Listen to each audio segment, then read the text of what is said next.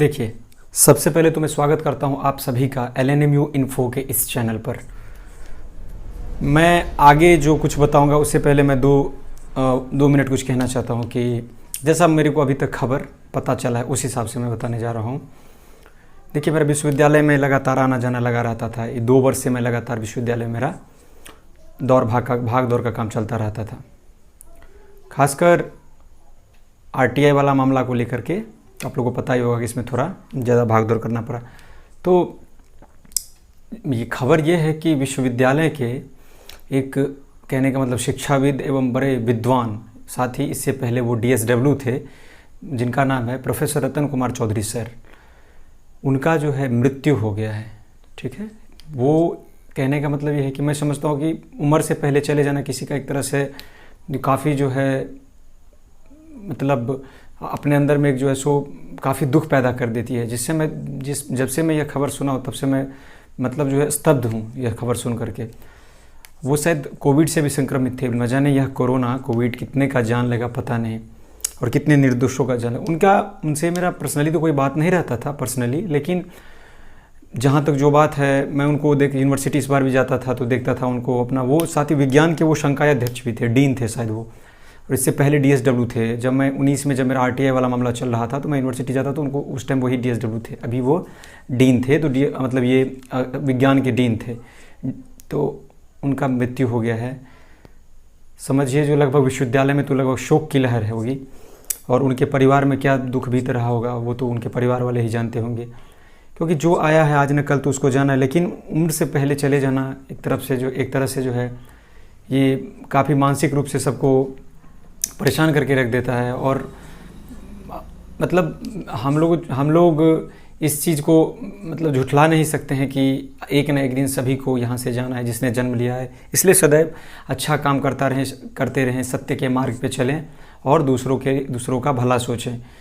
यहाँ पे देखते रहते हैं कि यहाँ पे जलन का भावना ज़्यादा बढ़ गया है आज के कलयुग में, इसलिए ये कम होना चाहिए, क्योंकि आज न कल सबको जाना है, क्योंकि उम्र बहुत कम है। भगवान ने हमें किसी उद्देश्य से भेजा है, खास उद्देश्य से। तो इसलिए आप लोग जो है सो दुआ कीजिए कि उनके परिवार को जो है इस शोक की घड़ी में इस दुख को सहने की शक्ति प्रदान करे, और ईश्वर जो है मृतात्मा को अपने चरणों में जो है सो स्थान दें। यही मैं प्रार्थना करता हूँ। और समझिए दिन से मैं टोटली शॉक हूँ। पहले सोचा मैं इस पे 2 मिनट पे बोलूँगा जिससे मेरा मन हल्का होगा, मैं परेशान हूँ काफ़ी।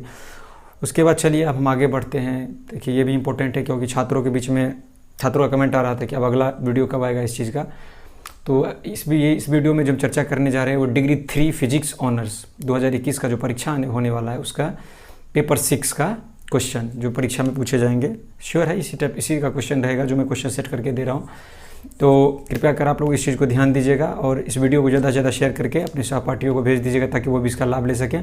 और LNMU इन्फो के इस चैनल को कृपया कर सब्सक्राइब करके रखिएगा ताकि आप लोगों को रेगुलर अपडेट मिलता रहे, और वो डेली देखते हैं हम अपडेट आप लोग के बीच लाते रहते हैं, इसलिए नोटिफिकेशन के लिए बेल आइकन को भी प्रेस करके रख लीजिएगा। ठीक है, तो चलिए हम आगे बढ़ते हैं और बताते हैं आपको कि आज के टॉपिक में क्या क्वेश्चंस हैं, क्या क्या क्वेश्चन आपको पढ़ना है जो परीक्षा के दृष्टिकोण से काफ़ी महत्वपूर्ण है। चलिए आगे बढ़ते हैं। अच्छा सोचो, अच्छे कर्म करो ताकि अच्छे फल मिले। इसमें है सबसे पहले जो मैं यहाँ पे लिख दिया हूँ, guest question for BSc degree 3 exam 2021 LNMU physics honours paper 6 important question. यहाँ पे क्वेश्चंस लगा दीजिए। क्वेश्चन तो एक ही हुआ, क्वेश्चंस देख लीजिए इसको। उसके बाद इसमें है एक्सप्लेन द पैकिंग फ्रैक्शन, ठीक है, and binding energy of nucleus.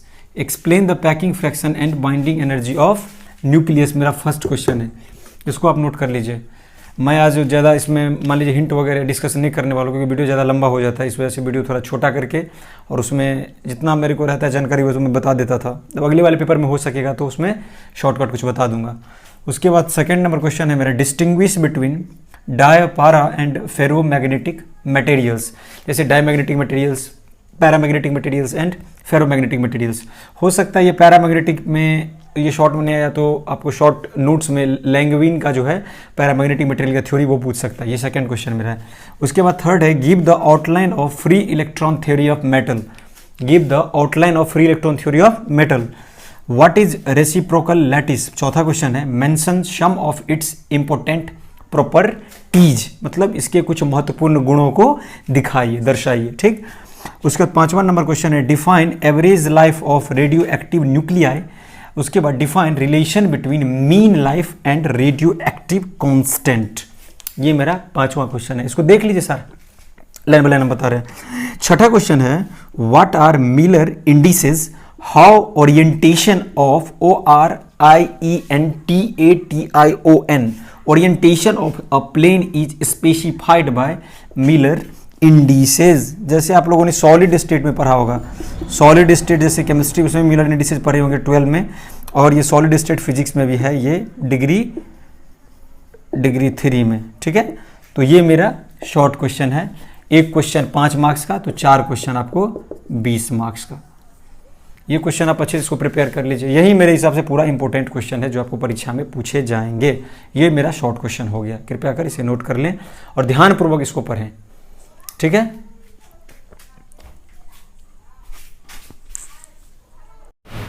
तो चलिए अब आगे देखते हैं। आपको लॉन्ग टाइप क्वेश्चन जो 20 मार्क्स का एक क्वेश्चन है, डिग्री 3 का मैं बता रहा हूँ, डिग्री 3 वालों के लिए एक क्वेश्चन 20 मार्क्स का। तो शॉर्ट टाइप क्वेश्चन तो हो गया। ग्रुप ए पेपर 6 का, ग्रुप ए का मैं क्वेश्चन बता रहा हूँ। 5 क्वेश्चन मैंने रखा है इसमें, और ग्रुप बी से भी मैंने 4 क्वेश्चन और एक जो है शॉर्ट नोट्स के लिए शायद उसमें रखा गया है। तो मैं देख लेता हूँ, पहले इसको समझा देता हूँ, मतलब ये क्वेश्चन मैं एक बार पढ़ के बता देता हूँ, आप इसको नोट कर लीजिए, ये परीक्षा के दृष्टिकोण से काफ़ी महत्वपूर्ण है, नोट के देख लीजिए इसको। मैंने इसमें रखा है जो describe the construction theory and working of Aston's mass spectrograph, how it has been used to detect isotopes. मेरा ये पहला क्वेश्चन, मैंने सबसे ज़्यादा इसको एक तरह से इंपॉर्टेंट में रखा है इसको।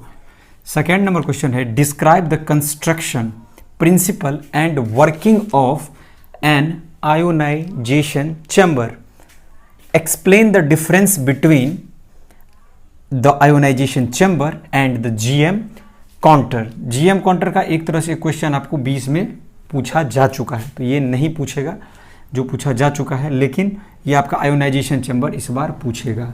ठीक है, ये क्वेश्चन आपका दूसरा हो गया, देख लीजिए। तीसरा क्वेश्चन है what are primary and secondary cosmic rays, question mark का चिन्ह, explain the latitude effects and east west asymmetry in cosmic ray intensity.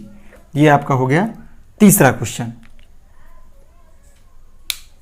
तो कॉस्मिक रेज के बारे में आप लोगों को तो पता होगा, कुछ कुछ जानकारी होगा। Cosmic rays are highly penetrating radiation which are coming to the earth from the outer space and bombard earth its all sides day and night with more or less uniform intensity.